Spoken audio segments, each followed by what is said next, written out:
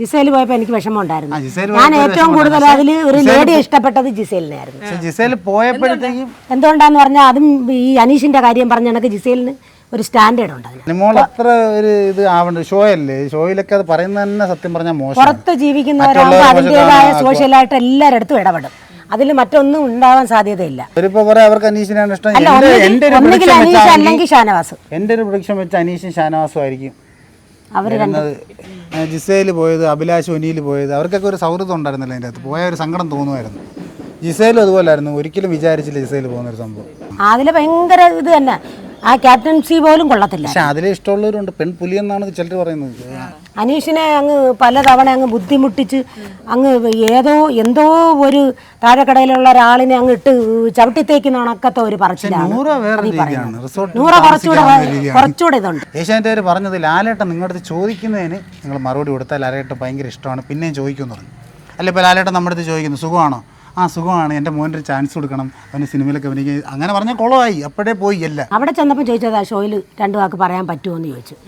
അതൊന്നും നമ്മൾ തീരുമാനിച്ച് വിടന്ന് പോകുന്നതല്ല. അവിടെ ചെന്നപ്പം ചോദിച്ചു ഉമ്മാക്ക് 2 വാക്ക് പറയാവോ എന്ന് ചോദിച്ചു. ഞാൻ പറയാം, കുഴപ്പമില്ലെന്ന് പറഞ്ഞു. നിങ്ങൾ രണ്ടുപേരും തന്നെ പറയുമ്പോ പരസ്പരം ഒരു അടി നടക്കുന്നുണ്ട്.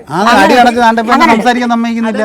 അതാണ് കാര്യം. ഉമ്മ സംസാരിക്കാൻ ഇത് കിട്ടി അങ്ങ് സംസാരിച്ചുകൊണ്ടിരിക്കും. നമ്മളിപ്പോ ഇപ്പുറത്തേക്ക് നാളെ സംസാരിക്കാൻ ഇതേപോലെ തന്നെ. പിന്നല്ലാതെ എത്ര എണ്ണം പിടിക്കും, റീടേക്കും എല്ലാം പിടിക്കും. ഇവിടെ അടിച്ച് കഥവെല്ലാം ഞാൻ പാതി അടിച്ച് പൊളിക്കില്ല. അങ്ങനെയൊന്നുമില്ല. അങ്ങനല്ല, നമ്മൾ പിടിച്ചോണ്ട് വരുമ്പോഴത്തേക്ക് ഉമ്മ സംസാരിക്കാൻ ഗ്യാപ്പ് വരത്തില്ല. സംസാരിക്കാൻ ഇപ്പൊ തന്നെ നിങ്ങൾക്ക് ഇത് മനസ്സിലാക്കണം. ഈ വീഡിയോ നോക്കുമ്പോൾ മനസ്സിലാവും. ഞാൻ ഇടയ്ക്കിടയ്ക്ക് അത് പിടിക്കും, പിന്നെ ഞാൻ ഉണ്ടായിരിക്കും കാര്യം പറയട്ടെ എന്ന് വയ്ക്കും. കാര്യം ഉമ്മ ഇപ്പം സംസാരിച്ചിട്ട് ഒരിടത്ത് ഗ്യാപ്പിട്ടാൽ നമുക്ക് മറ്റേ സംസാരിക്കാം. അങ്ങനെ ഞാൻ വിചാരിക്കും. പക്ഷെ ഉമ്മ അതിലേക്ക് വരുന്നതേ ഉള്ളൂ. ഇനിയിപ്പോൾ അങ്ങ് സെറ്റപ്പ് ആവും. ഉമ്മ സംസാരിച്ചാൽ അങ്ങ് കണ്ടിന്യൂസ് ഇങ്ങനെ പറയുമ്പോൾ നമ്മൾ ഇടയ്ക്ക് സംസാരിക്കുന്നില്ല, അത് കേൾക്കൂല. എന്ന് വെച്ചാൽ വേറൊരാൾ സംസാരിക്കുന്നത് നമ്മൾ നിർത്തിയാൽ ഇത് മൈക്കല്ലേ, മൈക്ക് വെച്ചേക്കല്ലേ, ഓരോരുത്തർ സംസാരിച്ചാലേ കേൾക്കത്തുള്ളൂ. പിന്നെ ഞാൻ ഉമ്മയാണ് കൂടുതൽ ഇഷ്ടം ആളുകൾക്ക്. അപ്പൊ എന്ത് ഫാൻസ് ഭയങ്കര ഫാൻസ് ആയിരുന്നു പണ്ട്. അവൻ ടിക്ടോക്ക് ചെയ്യുന്ന സമയത്ത് ഗൾഫിലൊക്കെ അടിച്ചു തകർത്തതാ. എന്ത് ഫാൻസ് എന്ന് പറഞ്ഞാല് ഞാൻ ഫോൺ വെച്ച് എടുത്തത് കൊണ്ട് അങ്ങനെ നിൽക്കുന്നു. ഞാൻ എഡിറ്റ് ചെയ്ത് ഞാൻ പോസ്റ്റ് ചെയ്യുന്ന രീതി അതാ. എനിക്ക് ക്യാമറ പിടിക്കാൻ അറിഞ്ഞൂടാ, എഡിറ്റ് ചെയ്യാൻ അറിഞ്ഞൂടാ, ഇതൊന്നും എനിക്ക് അറിയത്തില്ല. നമ്മൾ പഴയ ആൾക്കാരല്ലേ. അക്ബറിന്റെ പേരിലാണെങ്കിലും അനീഷിന്റെ പേരിലാണെങ്കിലും പരസ്പരം അടി നടക്കാറുണ്ടോ? അല്ല, അവനക്ക് ഇഷ്ടം എത്ര അടി നടക്കാറുണ്ട്. ഞാൻ കാരണം ഈ ബാക്കി മൊത്തം നിങ്ങൾക്ക് കിട്ടിയെന്ന് നീ കാരണം എനിക്ക് എന്തോ കിട്ടി, പ്രൈസേര് കാരണമില്ല. അവനക്ക് ഇഷ്ടം അക്കൂറിനെ, എനിക്കിഷ്ടം അനീഷിനെ. ഉമ്മ ജിസൈലിനെ മിസൈലിനാ വിളിക്കാറ്. പോയപ്പോ വിഷമം തോന്നിയോ? പെട്ടെന്നല്ല വിഷമം തോന്നി എനിക്ക്. ഒനീലൻ എന്ന് പറഞ്ഞിട്ട് പിന്നെ ഒനീലന്റെ അമ്മ ഒനീല എന്ന് വിളിച്ചപ്പോ സന്തോഷമായി. അയ്യോ അതേപോലെ തന്നെ വിളിക്കുന്നതെന്ന് പറഞ്ഞു. അല്ലെ ഉമ്മ ആദ്യം നമ്മുടെ വീട്ടിൽ അങ്ങനെ പറഞ്ഞു, ഒനീലനെ പറഞ്ഞ് ലക്ഷ്മി എന്നും പറഞ്ഞുകൊണ്ടാ പറഞ്ഞത്. ജിസേൽ പോയപ്പോൾ എനിക്ക് വിഷമം ഉണ്ടായിരുന്നു. ഞാൻ ഏറ്റവും കൂടുതൽ അതിൽ ഒരു ലേഡി ഇഷ്ടപ്പെട്ടത് ജിസേലിനായിരുന്നു. ജിസേൽ പോയപ്പോഴത്തേക്കും എന്തുകൊണ്ടാന്ന് പറഞ്ഞാൽ അതും ഈ അനീഷിന്റെ കാര്യം പറഞ്ഞ കണക്ക് ജിസേലിന് ഒരു സ്റ്റാൻഡേർഡ് ഉണ്ട്. അതിനകത്ത് ആരെ ഒന്നും പറയാത്ത ഒരു ക്വാളിറ്റി വന്ന സാഹചര്യം വെച്ചിട്ടല്ലേ അവർക്ക് അതിന്റെ അകത്ത് നിൽക്കാൻ പറ്റും. എന്നിട്ട് ഈ മലയാളികളുടെ കൂടെ പിടിച്ചിരിക്കുന്നില്ല. പക്ഷേ ജിസേൽ പോയതിനു ശേഷം ആരും ഭയങ്കര ആക്റ്റീവാണ്. സമയത്ത് അവര് തമ്മിൽ ഇപ്പൊ അനുമോൾ അടക്കം അവിടെ ഡെമോ ചെയ്ത് കാണിച്ചു. ആര്യനും ജിസേലും അതൊക്കെ മോശം. അതൊക്കെ അവരുടെ യഥാർത്ഥ ഫ്രണ്ട്ഷിപ്പ്. പോയി നോക്കേണ്ട കാര്യം എന്തുവാ? നമ്മളിപ്പം അവിടെ പോയിട്ട് വന്നതാണ്. കാര്യം അവിടെ എന്തെങ്കിലും സത്യം പറഞ്ഞ അങ്ങനെ നടന്നിട്ടുണ്ടെന്നുണ്ടെങ്കിൽ ഉറപ്പായിട്ട് അവർ പുറത്തു വിടും. അവർക്ക് കാണിക്കാൻ പറ്റുന്ന രീതിയിൽ അവരത് കാണിക്കും. മനസ്സിലായില്ലേ? അവിടെ എന്ത് ഇത്രയും ക്യാമറ മൊത്തം TV അതും ഇതുമായിട്ടിരിക്കുക. ഇതൊരു ഷോ അല്ലേ, ഷോയ്ക്ക് റേറ്റിംഗ് അല്ലേ വേണ്ടത്. അപ്പോഴത്തേക്ക് ഇങ്ങനെ വലിയൊരു പ്രശ്നം ഉണ്ടായാലും അത് ഉറപ്പായിട്ടും കാണിക്കും. അവർക്ക് കാണിക്കാൻ പറ്റുന്ന രീതിയിൽ അവിടെ ഒന്നും നടന്നിട്ടില്ല എന്നുള്ള ഉറപ്പാണ്. ഞങ്ങളുടെ ഒരു വിശ്വാസം അതാണ് കേട്ടോ. കാര്യം അവിടെ ചെന്ന് കണ്ടപ്പോൾ തന്നെ നമ്മൾ കണ്ടത് ഇത്രയും TV മൊത്തം ഓരോരുത്തരെ ഫോക്കസ് ചെയ്ത് വെച്ചേക്കുന്നത്. പിന്നെ അപ്പോഴെന്തോ എല്ലാ ടൈമും അത് കാണും. ഞാൻ അന്ന് ലൈവും ആ കുറേ ദിവസം ഈ സംസാരത്തിന് ശേഷം കുറേ ദിവസം ലൈവ് കണ്ടതാണ്. ഇവരാദ്യം നിന്നത് ചർച്ച ചെയ്തുകൊണ്ട് നിന്നപ്പോൾ തന്നെ നമ്മൾ ലൈവും ഈ കണ്ടോണ്ടിരിക്കുമായിരുന്നു. ആര്യനും ജിസേലിലേക്കും ഇത് എത്തുന്നതിന് മുമ്പേ അവിടെ ചർച്ച ചെയ്യുന്നുണ്ട് വീട്ടിൻ്റെ അകത്ത് ആളുകൾ. ഇങ്ങനെ സംഭവം അഭിലാഷും എല്ലാവരും അങ്ങോട്ടും ഇങ്ങോട്ടും പറയുന്നുണ്ട്. എന്നുവെച്ചാൽ ഇത് അവർ പറയുന്നത് ഓരോരുത്തർ കേട്ട് ഓരോരുത്തർക്ക് ഇഷ്ടമുള്ള രീതിയിലേക്ക് കൊണ്ടുപോകുന്നു. പക്ഷേ അത് ലൈവ് എല്ലാ ദിവസവും അടുത്ത ദിവസമാണ് ഇവരെല്ലാം അറിയുന്നത്. ആര്യനും ജിസേലൊക്കെ അറിഞ്ഞതൊരു സീനാവുന്നത്. തലേന്ന് തൊട്ടേ എല്ലാവരും നോക്കിക്കൊണ്ടിരിക്കുക. ഇവരുടെ ബിഗ് ബോസിൻ്റെ ക്യാമറ തന്നെ ലൈവ് ഫുൾ അവരുടെ ബെഡായിരുന്നു. ലൈവ് ഫുള്ള് നമ്മൾ രാത്രി നോക്കും, എന്തോ പ്രശ്നം ആര്യം തിരിഞ്ഞു കിടക്കും, മറിഞ്ഞു കിടക്കും. അത് മാത്രമേ ഉള്ളായിരുന്നു. പക്ഷേ ചിലർ പറഞ്ഞു അനുമോള് സദാചാരം കളിക്കുകയാണ്. അപ്പം പിന്നീട് അനുമോൾ അത്ര ഒരു ഇത് ആവണ്ട. ഷോ അല്ലേ, ഷോയിലൊക്കെ അത് പറയുന്നത് തന്നെ സത്യം പറഞ്ഞാൽ മോശം. പുറത്ത് ജീവിക്കുന്നവരാകുമ്പോൾ അതിൻ്റെതായ സോഷ്യലായിട്ട് എല്ലാവരുടെ ഇടപെടും. അതിൽ മറ്റൊന്നും ഉണ്ടാവാൻ സാധ്യതയില്ല. അവരുടെ രീതി അതാ. പുറത്ത് ജീവിക്കുന്നവർ അവരുടെ രീതി അതാ, സോഷ്യലായിട്ട് ഇടപെടുന്നത്. അത് മറ്റൊന്നും ഉണ്ടായിട്ടല്ല. മറ്റുള്ളവർ കാണുന്നവർ നാട്ടിൽ ജീവിക്കുന്നവർ അതങ്ങനെയായിരുന്നു ഇങ്ങനെയായിരുന്നു എന്ന് പറയുന്നത് അത് വെറുതെയാണ് പറയുന്നത്. ഇതിലാരെടുക്കുന്നാണ് നിങ്ങൾക്ക് തോന്നുന്നത്? അത് നമ്മൾ എങ്ങനെ പറയാനാണ്? തോന്നുന്നത് അല്ല, അവർക്ക് ഇഷ്ടം അനീഷിനെ തന്നെ അനീഷ് ജയിക്കണമെന്നാണ് ആഗ്രഹം. അങ്ങനെ അറിയും. അവരിപ്പോ കുറെ അവർക്ക് അനീഷിനാണ് ഇഷ്ടം. ഒന്നുകിൽ അനീഷ് അല്ലെങ്കിൽ ഷാനവാസ്. എൻ്റെ ഒരു പ്രഡിക്ഷൻ വെച്ച് അനീഷും ഷാനവാസും ആയിരിക്കും അവർ വരുന്നത് എന്ന് തോന്നുന്നു. ഫൈനൽ 5 വരുന്ന അനീഷ് വരും, ഷാനവാസ് വരും, അക്ബർ വരും, അനുമോൾ വരും, പിന്നെ ഒരാളും കൂടെ വരും. അത് ഭയങ്കര പാടാണത് പറയാൻ. ഭയങ്കര കോമ്പറ്റീഷൻ. 100 ആവാൻ ചിലപ്പോൾ ചാൻസ് ഉണ്ട്. അല്ലാതെ ആര് വരുമെന്ന് ഉറപ്പിച്ച് പറയാൻ പറ്റില്ല. ചിലപ്പോൾ ആര്യം വരും, ചിലപ്പോൾ ആര്യം വരും. അത് എല്ലാവർക്കും ചാൻസ് ഉണ്ട്. അത് കളിക്കുന്നവർക്ക് കിട്ടും. ആരുടെ വിഷയം കണ്ടപ്പോഴാണ് നിങ്ങൾക്ക് ഭയങ്കര വിഷമം തോന്നിയത്? അത് ഇപ്പോൾ ലാസ്റ്റ് പോയത് ഏറ്റവും എനിക്ക് അപ്പാനിയുടെ ഭയങ്കര സങ്കടമായിരുന്നു. കാര്യം ഇൻസൾട്ടഡ് ആക്കിയിട്ട് ഇറക്കി വിടുകയെന്ന് വെച്ചാൽ ആ അപ്പാനിയുടെ സ്ഥാനത്ത് ഞാനാ നിൽക്കുന്നെങ്കിൽ എനിക്ക് ഭയങ്കര വിഷമമാകും. അത് വീട്ടിൽ വന്നാലും നമുക്കത് അപ്പാനിയുടെ അടുത്ത് ഇപ്പോഴായാലും ക്യാമറ കൊണ്ടുപോയി ചോദിക്കുമ്പോൾ അപ്പാനി പറയും എനിക്ക് ബിഗ് ബോസിൻ്റെ കാര്യം ഒന്നും സംസാരിക്കേണ്ട, ഞാൻ പുതിയ സിനിമ കാര്യങ്ങൾ ചെയ്യുന്നുണ്ടെന്ന് പറയും. അപ്പം പുള്ളിക്ക് അത്രയത് ഫീലായി. എനിക്ക് പുള്ളിയെ ഭയങ്കര ഇഷ്ടമൊന്നുമില്ല. പക്ഷേ ഒരാൾക്ക് വിഷമമായി എന്ന് പറയുമ്പോഴത്തേക്ക് അത് മസ്താനി വൻ ഓവർ ഭയങ്കരമായിട്ടോ. പക്ഷെ അതിനുള്ള ഒരു ഇതാണ് ആര്യം കാണിച്ചത് മസ്താനി പോയപ്പോഴത്തേക്ക്. അതെല്ലാവരും ഏറ്റെടുത്ത് സന്തോഷമായി. അത് ആരും വിഷമം പറഞ്ഞില്ല. അയ്യോ മസ്താനി പോയപ്പോൾ ആരും ഇങ്ങനെ കാണിച്ച് എന്തൊരു വിഷമമായി പോയി. കാര്യം കൊടുത്തത് കൊണ്ടാണ് തിരിച്ചു കിട്ടിയത്. അത് ഇഷ്ടപ്പെട്ട്. ഇതല്ലാതെ ബിഗ് ബോസ് ഷോ കണ്ടപ്പോൾ ഭയങ്കര സങ്കടം വന്ന് കരയാൻ തോന്നിയൊരു സന്ദർഭം എന്തെങ്കിലും ഉണ്ടായിട്ടുണ്ടോ? ഷോ കണ്ടപ്പോൾ ഭയങ്കര വിഷമം തോന്നിയതെന്ന് പറഞ്ഞാൽ ഒരു ടാസ്കിലാണെങ്കിൽ അനീഷും ഷാനവാസും കൂടെ ബാത്റൂമിനകത്ത് കിടന്നപ്പോൾ അത് ഒരു ചെറിയ വിഷമം വന്ന കാര്യമായിരുന്നു. തുറന്നു കൊടുക്കാതിരുന്ന ഒരവസ്ഥ ഉണ്ടായിരുന്നു. ഷാനവാസ് ഓരോന്ന് പറഞ്ഞിട്ടാണ്, പക്ഷെ അതിനകത്ത് ഒന്നും മിണ്ടാതെ നിന്ന ഒരാളുണ്ടായിരുന്നു. ഒന്നും മിണ്ടാതെ നിന്ന ഒരാൾ അതിന്റെ ഉള്ളിലുണ്ടായിരുന്നു. അനീഷ് ഒന്നും മിണ്ടിയില്ല. ഇറക്കിവിടാന്ന് പറഞ്ഞു. അപ്പൊ ഷാനവാസും പിന്നെയും തമ്മിൽ ചെറിയ ഇടിയുണ്ട് നടന്നുകൊണ്ടിരിക്കുന്നോണ്ട് അവർ പറയുന്നത് ഞാൻ പറയത്തൊന്നുമില്ല, പോടി അവിടെ നിന്ന് പറഞ്ഞു. അതെനിക്ക് ഭയങ്കര വിഷമം. അനീഷ് അവിടെ നിന്ന് ഞാൻ എന്ത് ചെയ്തു എന്നൊക്കെ പറഞ്ഞ് അനീഷ് പോയി മൊത്തം കർട്ടനായിട്ടൊക്കെ മറച്ചപ്പോ ഉമ്മ അയ്യോ എന്റെ അനീഷിന്റെ ബാത്റൂമിൽ അതാണ് ഏറ്റവും. പിന്നെ ജിസേലിന്റെ 1-2 കാര്യങ്ങൾ എനിക്ക് വിഷമം ഉണ്ടായത് അപ്പാനി പോകുന്നത്, ജിസേല് പോയത്, അഭിലാഷ് ഒനിയിൽ പോയത്, അവർക്കൊക്കെ ഒരു സൗഹൃദം ഉണ്ടായിരുന്നില്ല. അതിൻ്റെ അകത്ത് പോയ ഒരു സങ്കടം തോന്നുമായിരുന്നു. ജിസേലും അതുപോലായിരുന്നു. ഒരിക്കലും വിചാരിച്ചില്ല ജിസേല് പോകുന്നൊരു സംഭവം. അവര് രണ്ടാക്കിയെങ്കിലും അവർ ഒന്നായിട്ടാണ് നിൽക്കുന്നത്. എന്നുവെച്ചാൽ അവരെ 2 പേരും ഒരു മത്സരാർത്ഥിയായിട്ടാണ് വന്നത്. എന്നിട്ട് രണ്ടാക്കിയില്ല, 2 പേരാക്കി. പക്ഷെ എന്നാലും അവർ പ്ലാനിങ്ങും എല്ലാം അതുപോലെ തന്നെ. അത് അങ്ങനല്ലേ പറ്റൂ. അമ്മയുടെ ഇഷ്ടപ്പെട്ട അനീഷിനെ എപ്പോഴും ചൊറിയുന്നത് അതിലാണ്. ഭയങ്കര ഇതാണ്. അതില് ഭയങ്കര ഇത് തന്നെ. ആ ക്യാപ്റ്റൻസി പോലും കൊള്ളത്തില്ല. പക്ഷെ അതിൽ ഇഷ്ടമുള്ളവരുണ്ട്. പെൺപുലി എന്നാണ് ചിലർ പറയുന്നത്. ഇഷ്ടമുള്ളവർ പക്ഷെ ഉണ്ട്. നമുക്ക് ഇഷ്ടമൊക്കെയാണ്. പക്ഷേ ഈ അനീഷിൻ്റെ അടുത്ത് കിടന്ന് ഭയങ്കര താൻ ആരോടോ അങ്ങനെ. അപ്പം ആ ഒരു ആദിലയുടെ സൗണ്ടിൽ ഒച്ചയിൽ കേൾക്കുമ്പോഴത്തേക്ക് ഒരുമാതിരി അനീഷിനെ അങ്ങ് പലതവണ അങ്ങ് ബുദ്ധിമുട്ടിച്ച് അങ്ങ് എന്തോ ഒരു താഴെക്കടയിലുള്ള ഒരാളിനെ അങ്ങ് ഇട്ട് ചവിട്ടിത്തേക്ക് നടക്കത്ത ഒരു പറച്ചിലാണ്.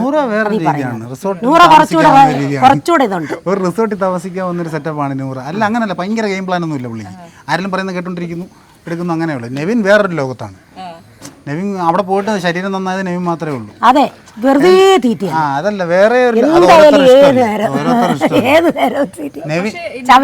ഭയങ്കര ഫാൻസ് ഉണ്ട് പുറത്തുനിന്നാ തോന്നുന്നത്. കാരണം അവിടെ വരുന്ന എല്ലാവരും നെവിനെ ഭയങ്കര ഇഷ്ടമാണ്. അല്ല ഇപ്പൊ ഞാൻ അവിടെ പോയാലും നെവിനെ കെട്ടിപ്പിടിക്കും അടിപൊളി എന്ന് പറയും. കാര്യം എന്ന് വെച്ചാൽ നെവിൻ അടിപൊളിയായിട്ട് ചില സംഭവങ്ങൾ അടിപൊളിയാണ്. അവൻ സംസാരിക്കുന്നത് ഭയങ്കര അടിയും കാര്യങ്ങളൊക്കെ നടക്കുമ്പോഴത്തേക്കും പുള്ളി അതിൻ്റെ ഇടയിൽ ഇങ്ങനെയൊക്കെ ഒന്നാക്കി അങ്ങ് പോകും. ഇങ്ങനെ മുടിയൊക്കെ എടുത്ത് ഇങ്ങനെ ഇട്ട് പോകും.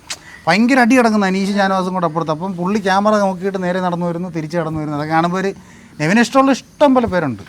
ലാലേട്ടൻ വരുമ്പോഴത്തേക്കും ലാലേട്ടൻ്റെ അടുത്ത് ചില കാര്യങ്ങൾ നെവിൻ പറയുമ്പോൾ ഞാൻ ഇരുന്ന് ചിരിക്കാറുണ്ട്. ലാലേട്ടൻ്റെ അടുത്ത് തന്നെ ചോദിക്കുമ്പോൾ ലാലേട്ടൻ അവിടെ നിന്ന് ചോദിച്ചാൽ എന്താ ലാലേട്ടാന്ന് പറഞ്ഞിട്ട് ഞങ്ങൾ അവിടെ ഇരുന്ന് ഞങ്ങൾ എല്ലാവരും ചിരിച്ചു. നെവിന്റെ രീതി കണ്ടിട്ട് കാര്യം ഇങ്ങനെ നിൽക്കുന്നുണ്ട്.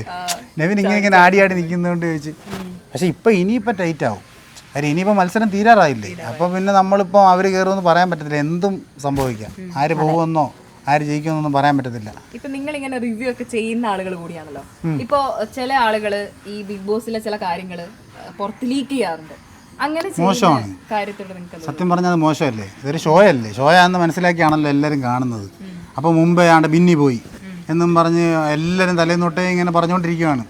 ഓക്കെ, ബിന്നി തന്നെ ആയിരിക്കും പോകുന്നത്. എന്നാലും അത് അങ്ങനെയുള്ള സംഭവങ്ങൾ വിടാതിരിക്കുന്നതായിരിക്കും നല്ലത്. ആരായാലും പ്രെഡിക്റ്റ് ചെയ്യാം അടുത്ത ആഴ്ച ബിന്നി ആയിരിക്കും പോകുന്നതെന്ന്. അല്ലാതെ ബിന്നി ഔട്ടായി കേട്ടോ, എവിക്റ്റഡ് ബിന്നി എന്നൊക്കെ പറഞ്ഞിട്ട് ഓരോ പേജുകൾ വെച്ചിട്ട് ഏഷ്യാനെറ്റ് ഇട്ടേക്കുന്ന പോലെ ഇടാറുണ്ട്. തലേന്നേ ഇടും അവർ. ഒനിലിൻ്റെ സമയത്ത് ഞാൻ കണ്ടായിരുന്നു. അങ്ങനെ ഇടേണ്ട ഒരു ആവശ്യം ഉണ്ടെന്ന് തോന്നുന്നില്ല. അത് ഇറങ്ങുമ്പോഴല്ലേ കാണേണ്ടത്. അതൊക്കെ ഒരു ഇതായിട്ട് വെക്കുന്നില്ല. അവിടെ ഷോ ആണ്, എത്ര പേര് വരുന്നുണ്ട്, 100 പേര് വരുന്നുണ്ട്, എല്ലാവരും വന്നെങ്കിൽ വീഡിയോ എടുത്തിട്ട് പറഞ്ഞുകൂടെ ഇതാ ഇറങ്ങി ആളിറങ്ങി എന്ന് പറഞ്ഞ് എടുത്തുകൂടെ? അങ്ങനൊന്നും ആരും എടുക്കില്ല.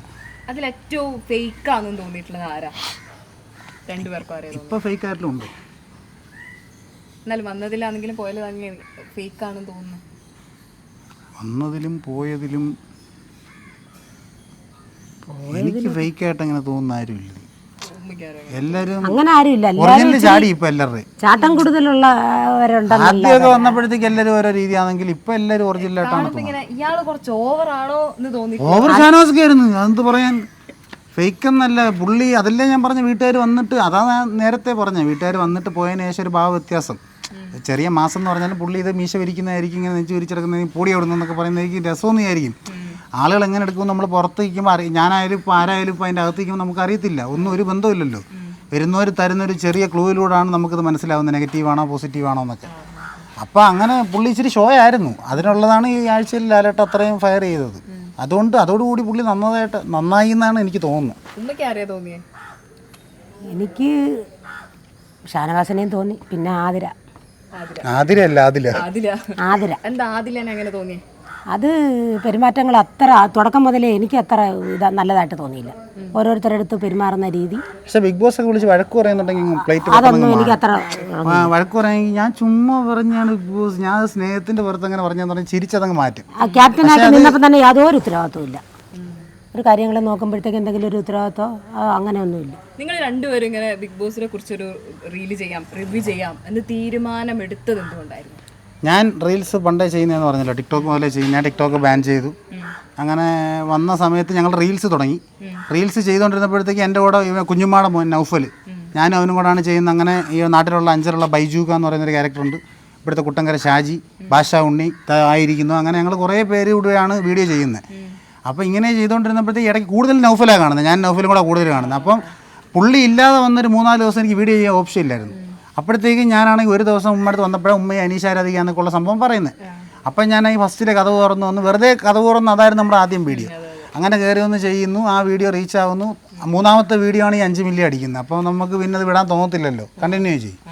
അപ്പോൾ എല്ലാ വീഡിയോ ആൾക്കാർ പറഞ്ഞ് കയറി വരുന്ന രീതി മാറ്റി, എല്ലാ ദിവസവും കഥ തുറന്ന് വരുന്നത് ഒരേപോലെ അല്ലേ എന്ന്. പക്ഷെ ഒരേപോലെ ആണെങ്കിലും ലൈക്ക് എല്ലാത്തിനും ഒരുപോലെ കിട്ടുന്നുണ്ട്. ഒരേ സംഭവമാണെന്നുണ്ടെങ്കിൽ ആണ് ആളുകൾ ലൈക്ക് ചെയ്യാത്തത്. സംഭാഷണം വേറെ ആണെന്നുണ്ടെങ്കിൽ ഉറപ്പായിട്ട് ലൈക്ക് ചെയ്യും. പശ്ചാത്തലം ഒന്നായാലും കുഴപ്പമൊന്നുമില്ല. ഞാൻ തുറക്കുന്നത് ഞങ്ങളെ കാർപ്പറ്റും കണ്ട് നേരെ സോഫയിലേക്കാണ് വരുന്നത്. ഞാൻ കവറും കാണും, 2 കഴിക്കാൻ മേടിച്ചുകൊണ്ടിരുന്ന ഫുഡും കഴിക്കാൻ. ഞാൻ സത്യം പറഞ്ഞാൽ ഞാൻ കടയടച്ചിട്ടാണ് വരുന്നത്. കടയടച്ചിട്ട് ഞാൻ ഇവിടെ വന്നിട്ട് അപ്പോൾ രാത്രി വരുന്നത്. ഈ ബിഗ് ബോസ് തുടങ്ങിയതിന് ശേഷമാണ് കുറച്ച് നേരത്തെ വരുന്നത്. ഞാൻ വോളിബോൾ പ്ലെയർ ആയിരുന്നു. അപ്പം അത്യാവശ്യം കേരളത്തിന് വേണ്ടിയിട്ടൊക്കെ കളിച്ചിട്ടുള്ളതാണ്. അപ്പോൾ എനിക്ക് കൈക്ക് പറ്റിയൊരു ഇഞ്ചുറി ആയിട്ടാണ് ജോലിയൊന്നും കിട്ടാതായത്. അങ്ങനെ ഞാൻ പിന്നെ ഗൾഫിൽ പോയി, 4-5 വർഷം ഗൾഫിലായിരുന്നു. അന്നാണ് ടിക്ടോക്ക് ചെയ്ത് ഒരു 7 ലക്ഷം ഫോളോവേഴ്സൊക്കെ ആയത്. അതും പക്ഷേ ബാൻ ചെയ്തു. അങ്ങനെ അതും പോയി. ഈ ഒരു 5 വർഷമായിട്ട് ഇപ്പോൾ വീഡിയോ ഒന്നും ചെയ്യുന്നില്ലായിരുന്നു. ഇപ്പോൾ റീൽസ് തുടങ്ങിയിട്ട് ഏകദേശം ഒരു 9 മാസമായിട്ടുള്ളൂ റീൽസ് സ്റ്റാർട്ട് ചെയ്തിട്ട്. ഇപ്പോൾ എന്താ കൊല്ലം 5 കടയുണ്ട് തോന്നുന്നു. കൊല്ലം 5 കടയുണ്ട്. അതുപോലെ നമ്മുടെ സ്ഥലം കൊല്ലം 5 ഞങ്ങൾ 5 ഭയങ്കര സപ്പോർട്ടാണ്. ലാലേട്ടൻ്റെ അടുത്ത് പോയിട്ട് വന്നിട്ടൊക്കെ എല്ലാവരും പഴയ കാര്യങ്ങളും പുതിയ കാര്യങ്ങളും ഇത്രയും സ്റ്റോറി ഇട്ട് ഇതാക്കാൻ നമ്മൾ ചുമ്മാ പരിപാടി കാണാൻ പോയല്ലേ. അതുപോലെ തന്നെ ആ ബിഗ് ബോസിൻ്റെ ടീമും നമുക്ക് ഭയങ്കര ഇതാണ് തന്നത്. 2 ഈ പ്രേക്ഷകരുടെ കൂടെ 2 പേര് വിശിഷ്ടാതിഥികൾ എത്തിയിട്ടുണ്ടെന്ന് പറഞ്ഞ് പരിചയപ്പെടാൻ നമ്മളായിരിക്കും. അതുപോലെ ഏഷ്യാനെറ്റിന്റെ സപ്പോർട്ടും നമുക്കുള്ള താമസ സൗകര്യവും നമ്മളോട് പെരുമാറിയ രീതി ഒക്കെ എന്ന് പറഞ്ഞാൽ എനിക്ക് അതൊക്കെ ആണെങ്കിൽ ചിന്തിക്കാൻ പോലും പറ്റാതെ ആദ്യമായിട്ട് നമ്മളൊരു സ്ഥലത്ത് ചെന്നപ്പോൾ അവരുടെ എല്ലാവരുടെയും രീതിയും എല്ലാം ഭയങ്കര ഇതായിരുന്നു, ഭയങ്കര സന്തോഷമായിരുന്നു. അവസാനം ചെയ്ത വീഡിയോ വരെ മോഹൻലാൽ നോട്ട് ചെയ്തിട്ട് പറഞ്ഞു. ഞാൻ ബാർബർ ഷോപ്പിൽ ഇരിക്കുന്നുണ്ട്, കയറി ചെല്ലുമ്പോഴേ മോനെ നോക്കട്ടെ മോനെ തടിയും മുടിയൊക്കെ ബാർബർ ഷോപ്പിൽ ഇരിക്കുന്നുണ്ടല്ലോ എന്ന് പറഞ്ഞു. ലാലേട്ടൻ ഭയങ്കര രസമാണ്. പുള്ളിക്ക് ദേഷ്യം വന്നാൽ പോലും ദേഷ്യം ഒരു നൈസായിട്ടാണ് കാണിക്കുന്നത്.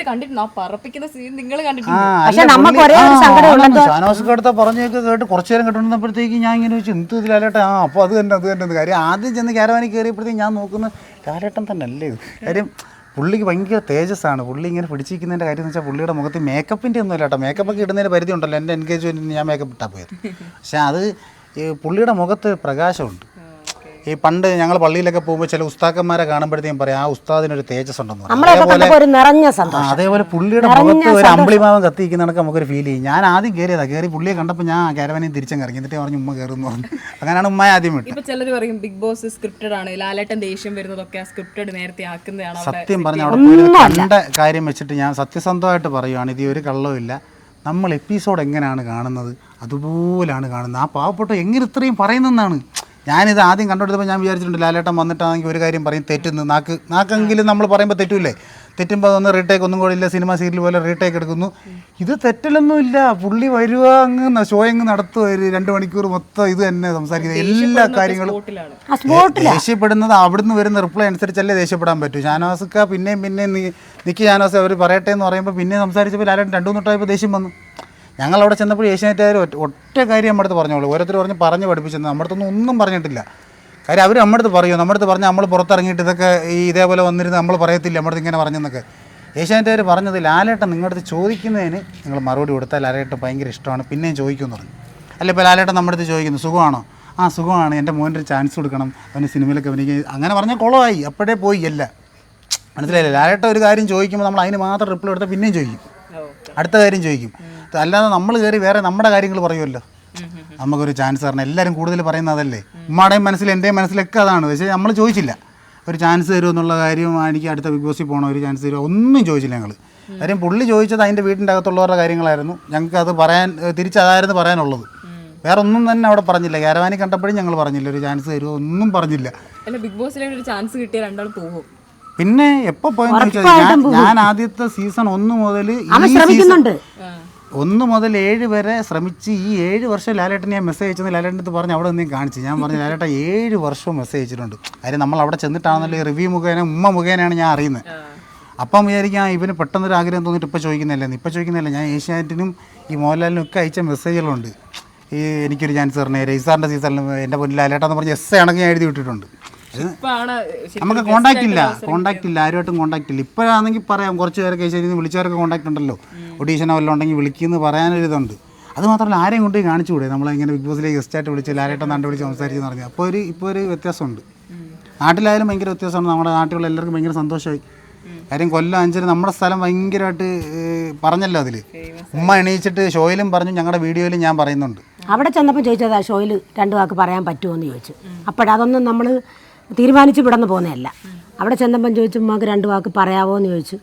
ഞാൻ പറയാം, കുഴപ്പമില്ലെന്ന് പറഞ്ഞു, പറയുകയും ചെയ്തു. ഈ എല്ലാ വീഡിയോയും കണ്ട് കമൻറ്റ് ഇടുകയും ഷെയർ ചെയ്യുകയും ചെയ്ത പ്രേക്ഷകരാണ് ഞങ്ങളവിടെ എത്തിച്ചത്. നമുക്ക് ഒരു കോണ്ടാക്റ്റും ഇല്ല, ഇത് എത്തുന്ന പോലും സ്വപ്നത്തിൽ പോലും വിചാരിച്ചില്ല. കമൻറ്റ് ഇങ്ങനെ വരുന്നുണ്ടായിരുന്നു. നാട്ടിലുള്ളവരൊക്കെ പറയും മിക്കവാറും വിളിക്കും കേട്ടോ, മൊത്തം പേര് അതാണല്ലോ എഴുതിയിടുന്നതെന്ന്. കാര്യം വരുന്നവരെല്ലാം എഴുതിയിടുമായിരുന്നു ഉമ്മ അവിടെ ഒരുപാട് പേര് അവരെ വിളിക്കണം, ഷോ കാണാൻ വിളിക്കണം, ലാലേട്ടൻ്റെ കൂടെ നിർത്തണം എന്നൊക്കെ പറയും. ഒരുപാട് പേര് കമന്റിൽ ഇടുമായിരുന്നു ഇവരെ അവിടെ വിളിക്കണം, ഇവരെ അവിടെ. അങ്ങനെ കാണുമ്പോഴത്തേക്കും ഞങ്ങൾ ഇവിടെ വീടിൻ്റെ അടുത്തുള്ളവരെന്തോ അവിടെ മാമടുത്തായാലും അവൻ്റെ അടുത്ത് എല്ലായിടത്തും ഞാൻ പറഞ്ഞിട്ടുണ്ട് ചിലപ്പോൾ എന്തെങ്കിലും സംഭവിക്കാൻ ചാൻസ് ഉണ്ട് കേട്ടോ എന്ന്. പക്ഷേ വിളിച്ചപ്പോൾ നമ്മൾ ഞെട്ടി. വിളിച്ചപ്പോഴും അവിടെ പോയി ഇരിക്കാന്നല്ലേ വിചാരിച്ചത്. ലാലേട്ട് ഇത്ര ഇതായിട്ട് സംസാരിക്കുന്ന ആരെങ്കിലും അറിയാം. വീഡിയോ ചെയ്യാൻ തന്നെ പ്ലാൻ ചെയ്തല്ലേ പോയത്, അല്ലെങ്കിൽ മുഖത്തിച്ച് പൗഡറൊക്കെ ഇട്ട് വേറെ ലെവലിലേക്ക് ഇട്ടിച്ച് സെറ്റായിട്ട് പോയത്. ഞാൻ ആ വെയിലത്തൊക്കെ നിന്ന് കരിഞ്ഞിട്ടായ കാര്യം ഒരു ഫോട്ടോ എടുക്കാനേ സമ്മതിക്കത്തുള്ളൂ എന്നുള്ളത് ആ മൈൻഡാണ്. അവിടെ ചെന്നപ്പോൾ വാമോനെ എന്ന് പറഞ്ഞ് സ്നേഹത്തിൽ വിളിക്കുന്ന കണ്ടപ്പോൾ അപ്പോൾ ഞാൻ വിചാരിച്ചു സെറ്റപ്പായിട്ട് പോകണ്ടായിരുന്നു കുറച്ചുകൂടെ. ശരിക്കും എല്ലാവരും ബിന്നിനെയാണ് കുത്തിത്തിരിപ്പ് എന്ന് വിളിച്ചോണ്ടിരുന്നത്. നിങ്ങൾക്ക് ശരിക്കും അവിടെ കുത്തിത്തിരിപ്പ് ആരെയാ തോന്നിയത്? കുത്തിത്തിരിപ്പ് ബിന്നി അക്ബറും എല്ലാം എല്ലാവർക്കും ഉണ്ട്. ശകലച്ചേ ബിന്നി, അക്ബർ, അനിമോള്, ആദിലേക്ക് എവിടെല്ലാം പോയിരുന്നു, ഇവിടെ സംസാരിച്ചിട്ട് അവിടെ പോയിരുന്നു മാരെയൊക്കെ പറയും. അല്ല ബിന്നിയെ വെച്ചിട്ട് അക്ബർ അന്നൊരു പാട്ടുണ്ടാക്കി, ബിന്നി കുത്തിത്തിരിപ്പിന്റെ. അത് ചെയ്തതോട് കൂടിയാണ് മൊത്തം പ്രേക്ഷകർ അത് ഏറ്റെടുത്തത്. ബിന്നി ഇടയ്ക്കിടയ്ക്ക് അത് പറയുന്നുണ്ടായിരുന്നു, അവർ അക്ബറെ നീയാണ് എനിക്ക് നെഗറ്റീവ് ആക്കിയത്, ആദ്യം ആ പാട്ടുണ്ടാക്കി. പക്ഷേ അക്ബർ എല്ലാവരുടെയും ഇത് വെച്ച് പാട്ടുണ്ടാക്കി. പക്ഷേ ബിന്നിയുടെ പാട്ടങ്ങ് ട്രെൻഡായി, എല്ലാവരും ഏറ്റെടുത്ത് ചെയ്യുന്നുണ്ടായിരുന്നു. അപ്പോൾ നിങ്ങൾക്കും ബിഗ് ബോസിൽ പോകാനൊരു അവസരം കിട്ടട്ടെ എന്ന് ആശംസിക്കുകയാണ്. ഇനിയും റീച്ച് ഉണ്ടാവട്ടെ രണ്ടുപേർക്കും. അതുപോലെ നമ്മൾ സാധാരണക്കാരായ നമ്മുടെ അടുത്ത് വന്ന് ഇത്രയും കാര്യങ്ങളൊക്കെ ചോദിക്കാനും ആളുകളിലേക്ക് എത്തിക്കാനും കാണിച്ച നിങ്ങളുടെ മനസ്സ്, താങ്ക്സ്. അതിനും നമ്മുടെ നന്ദി പറയുന്നു. ന്യൂസ് ടുഡേക്ക് ഞങ്ങളുടെ ഫസ്റ്റ് നമ്മളുടെ ഇതാണ് ഇന്റർവ്യൂ ആണ്. ആദ്യം വരുന്നത് നിങ്ങളാണ്. ഇനി ആര് വന്നാലും അത് നിങ്ങൾക്ക് ശേഷം വന്നുതരാം.